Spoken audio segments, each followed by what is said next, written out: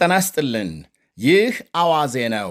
የዕለቱን ዋና ዋና ጉዳዮች እንመለከታለን። በላይ በቀለ ነኝ። የሳውዲ አረቢያ መንግሥት ፕሬዝዳንት ትራምፕ በኢራን ላይ የታቀደ አዲስ ወታደራዊ ዘመቻ እንዲዘገይ በማድረጋቸው አድናቆቱን ገለጸ። ትራምፕ ለዲፕሎማሲ ቅድሚያ በመስጠት ወታደራዊ ዘመቻ እንዲዘገይ ማድረጋቸውን የሳውዲ አረቢያ ውጭ ጉዳይ ሚኒስትር አመስግነዋል። ሚኒስትሩ ልዑል ቢን ፋራን ሀገራቸው በፓኪስታን አማካኝነት እየተካሄደ ያለውን የሰላም ጥረት አጥብቃ እንደምትደግፍ በመግለጽ ኢራን አጋጣሚውን በመጠቀም ከአደገኛ እንቅስቃሴ እንድትቆጠብ ጠይቀዋል። ፕሬዝዳንት ዶናልድ ትራምፕ በሳውዲ ኳታርና የተባበሩት አረብ ኤሚሬትስ ጥያቄ ጫፍ የደረሰውን በኢራን ላይ አዲስ ወታደራዊ ዘመቻም እንዲቀለበስ ማድረጋቸውን ትላንት መግለጻቸው ይታወሳል።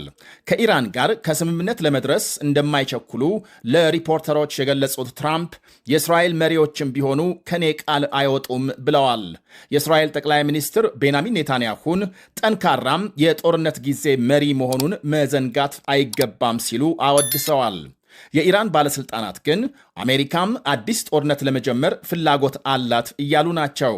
የሀገሪቱ ፓርላማ አፈ ጉባኤ መሐመድ ባጋር ለመገናኛ ብዙሃን በሰጡት ቃል አሜሪካም ኢራንን ለማስገደድ ጦርነት የመክፈት ዕቅድ እንዳላት ገልጸዋል።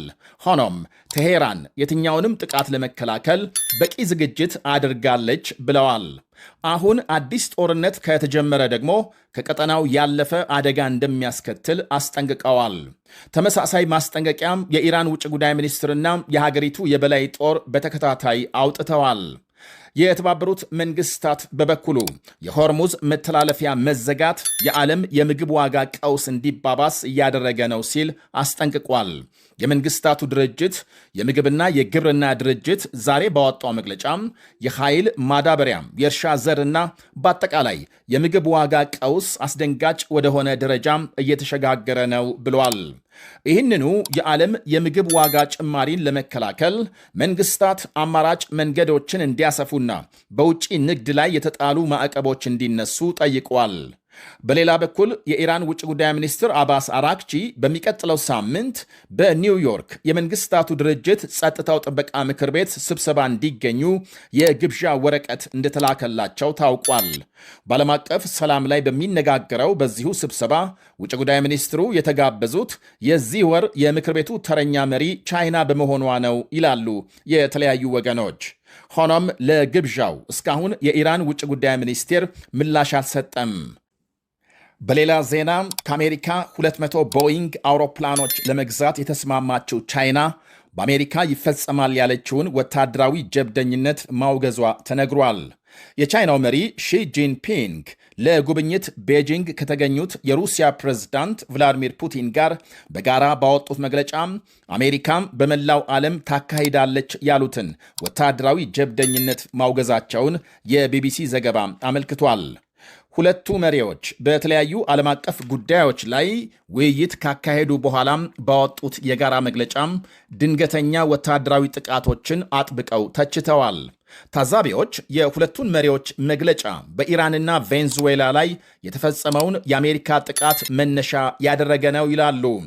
አሜሪካ የምትወስዳቸው እርምጃዎች የተባበሩት መንግስታት ስምምነቶችና ዓለም አቀፍ ሕግ የሚጥሱ መሆናቸውን መሪዎቹ ጠቅሰዋል። ቻይና ባለፈው ሳምንት የአሜሪካ መሪ ዶናልድ ትራምፕን ባስተናገደችበት ጉብኝት ወቅት ከአሜሪካም 200 ቦይንግ አውሮፕላኖች ለመግዛት የሚያስችል ስምምነት መድረሳቸውን አረጋግጣለች። ሀገሮቹ ባለፈው ጥቅምት የተስማሙትን የታሪፍ ቅነሳ ለማራዘምና 30 ቢሊዮን ዶላርና ከዚያ በላይ በሚያወጡ ዕቃዎች ላይ የታሪፍ ቅነሳ ለማድረግ እንደሚሰሩ የቻይና ንግድ ሚኒስቴር ገልጿል። ቻይና ከአሜሪካ ጋር ያደረገችውን ይህንኑ የንግድ ስምምነት ያስታወቀችው ትራምፕ ሀገሪቱን ከጎበኙ ከጥቂት ቀናት በኋላ እንዲሁም የሩሲያው መሪ ቤጂንግ ባሉበት በዛሬው ዕለት ነው። ትራምፕ ጉብኝታቸውን አጠናቀው ወደ ዋሽንግተን ዲሲ ሲመለሱ ለሪፖርተሮች በሰጡት ቃል ቻይና 200 ቦይንግ አውሮፕላኖች ለመግዛትና ሌሎች የንግድ ስምምነቶች መፈጸማቸውን መግለጻቸው ይታወሳል። የቦይንግ ኩባንያ ኃላፊም ከትራምፕ ጋር ቻይና መጓዛቸው ይታወሳል። አሁን ቻይና የተስማማችባቸውን የ200 አውሮፕላኖች ግዢ 750 አውሮፕላኖችን በቀጣይ ለመግዛት በር የሚከፍት እንደሆነ ተነግሯል። ይሄ ደግሞ በአቪዬሽን ታሪክ ግዙፍ የንግድ ስምምነት እንደሚሆን ይነገራል። ስምምነቱ ከ400 በላይ የአውሮፕላን ሞተሮች ግዢንም ያካትታል ነው የተባለው። ወደ ቻይና ከ20 ጊዜ በላይ የተጓዙት የሩሲያው መሪ ቭላዲሚር ፑቲን የሁለቱን ሀገሮች የንግድ ሽርክና ለማጠናከር ያለመ የትብብር ስምምነት እንደሚፈራረሙ ተነግሯል።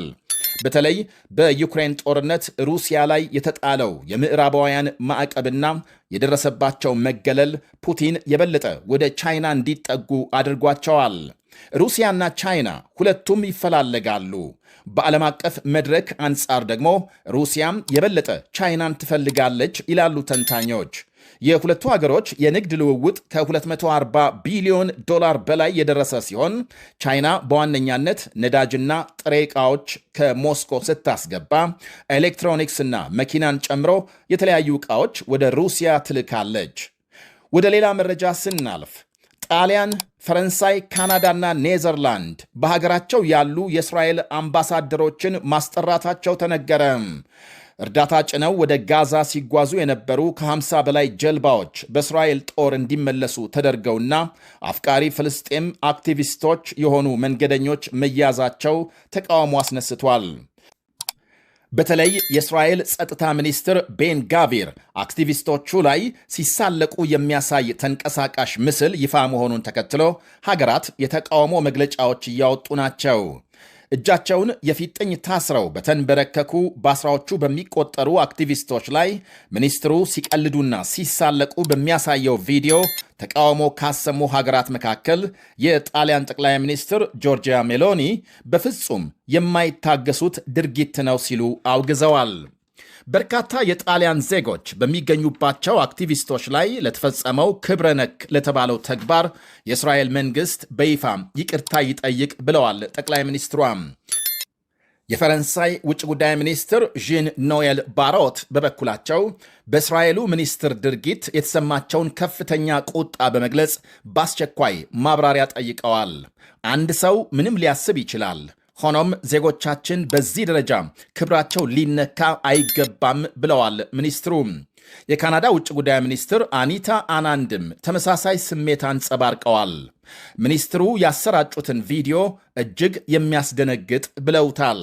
ይሄ የሰላማዊ ሰዎች ሰብአዊ አያያዝን የተመለከተ በጣም አሳሳቢ ጉዳይ በመሆኑ በቀላሉ ሊታይ አይገባም ብለዋል የካናዳ ውጭ ጉዳይ ሚኒስትር። በእስራኤሉ ሚኒስትር ላይ የተነሳው ተቃውሞና ውግዘት ደግሞ ከራሳቸው መንግሥት ጭምር መሆኑ ጉዳዩን የበለጠ አሳሳቢ አድርጎታል። የእስራኤል ውጭ ጉዳይ ሚኒስትር ጌዲዮን ሳር በቤን ጋቪር አሳፋሪ ድርጊት የሀገሪቱ ስም ጎደፈ ሲሉ ወቅሰዋል። ጠቅላይ ሚኒስትር ቤንያሚን ኔታንያሁ በበኩላቸው ምንም እንኳን የሐማስ ሽብር ቡድን ደጋፊዎች የውሃ ክልላችንን አልፈው ወደ ጋዛ እንዳይገቡ የመከልከል መብት እንዳለን እንድታውቁ ሆኖ ነገር ግን ቤን ጋቪር አክቲቪስቶቹን ያስተናገደበት መንገድ ከእስራኤል ጥቅሞች ጋር አይገናኝም ሲሉ ጽፈዋል።